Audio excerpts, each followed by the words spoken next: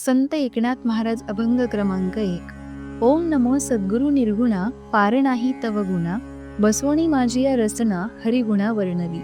हरिगुण विशाळ पावन, वदवी तू कृपा करुण, मी मूढमती दीन, म्हणून कीव भाकी तसे।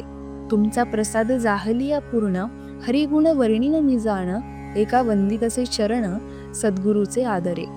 या अभंगाचा अर्थ असा होतो की नाथ महाराजांचे सद्गुरू जे जनार्दन स्वामी ते स्वरूप दृष्टीने निर्गुण असले तरी ओम म्हणण्याने त्यांच्या ठिकाणी सगुणता आलेली असून ते गुण अपरिमित आहे।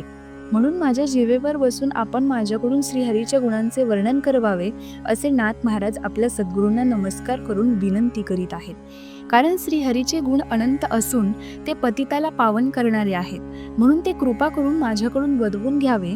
वास्तविक मी मतिहीन आहे, म्हणून तुम्हाला करुणा भाकीत आहे। तुमचा माझ्यावर पूर्ण प्रसाद झाला असताना श्रीहरीच्या गुणांचे वर्णन करील असे म्हणून नाथ महाराज आदरपूर्वक सद्गुरू जे जनार्दन स्वामी त्यांच्या चरणाला नमस्कार करीत आहेत।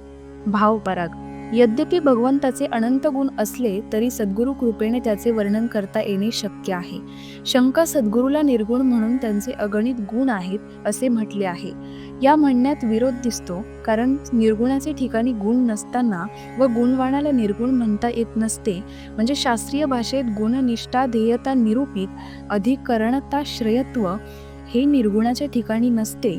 उत्तर हा या अभंगात जो विरोध दिसतो तो विरोध नसून विरोधाभास आहे, कारण सद्गुरूचे स्वरूप लक्षणाने निर्गुणता सिद्ध होते व तटस्थ लक्षणाने सगुणता सिद्ध होते। तसेच स्वरूप लक्षणाने कथन अभंगातील निर्गुण पदाने केलेले आहे व तटस्थ लक्षणाचे कथन ओम या पदाने केलेले आहे। कारण शास्त्रात ओमकाराच्या औम या मंत्राचा स्थूल सूक्ष्म व कारण या देहाशी अभेद दाखविला आहे व सद्गुरू कृपे वाचून कळत नाही, म्हणून जीवाला सद्गुरू अवश्य पाहिजे असे नाथ महाराज म्हणतात। राम कृष्ण हरी।